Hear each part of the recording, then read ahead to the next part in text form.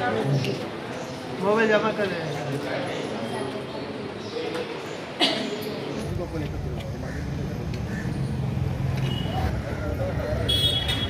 काय सांगाल, आपण देखील आज मतदान केलेलं आहे?